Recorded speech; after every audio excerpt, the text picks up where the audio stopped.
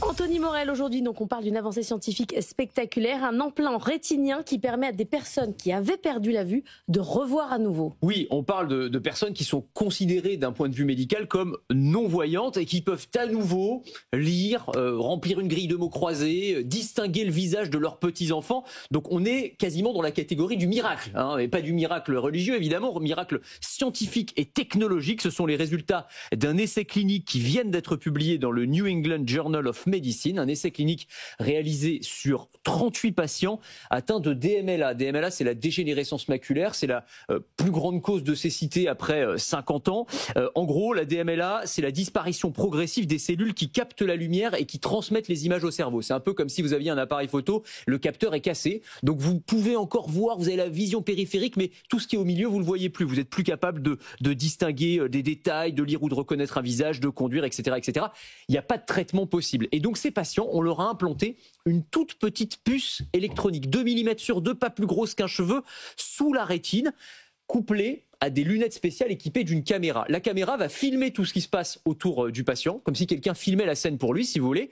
Et ensuite, il y a un algorithme, une intelligence artificielle qui va simplifier la scène, c'est-à-dire qui va augmenter le contraste, qui va grossir les caractères, qui va faire en sorte que ce soit plus facile à comprendre pour le cerveau. Cette image-là, elle est envoyée vers cette petite puce, ce petit implant électronique, qui va l'envoyer vers le nerf optique et la personne. C'est un faux œil, quoi. Enfin, c'est ça, c'est un peu ça. C'est une sorte d'œil bionique, on pourrait le dire comme ça, en simplifiant, en grossissant beaucoup le trait. Mais le résultat, c'est qu'il y a 85% des patients sur cet essai clinique, qui peuvent lire des lettres, voire des mots. Parce que votre cerveau, il s'adapte, il comprend. Exactement, il réapprend. Il faut qu'il apprenne à interpréter cette nouvelle forme de vision, mais c'est exactement ça le principe. Là, c'est quoi? C'est un essai clinique ou oui. On va pouvoir l'implanter vraiment? Alors, on va pouvoir l'implanter vraiment et ça va prendre du temps. Il s'agit évidemment pas de donner des faux espoirs à ceux qui nous écoutent et qui souffrent peut-être de cette maladie. Il faut savoir que derrière cette expérimentation, il y a des structures françaises, l'INSERM, Sorbonne Université, le CNRS, l'hôpital des 15-20. Mais derrière tout ça, il y a une entreprise américaine qui s'appelle Science Corp, qui a été créée par un ancien de Neuralink, vous savez, l'interface cerveau-machine d'Elon Musk.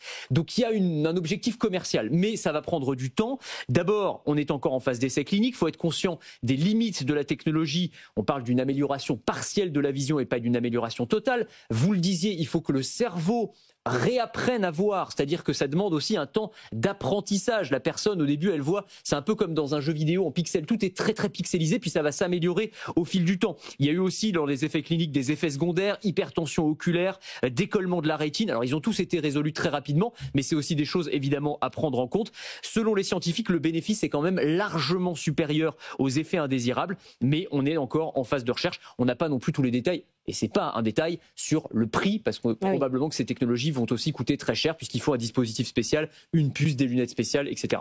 Merci beaucoup Anthony Morel.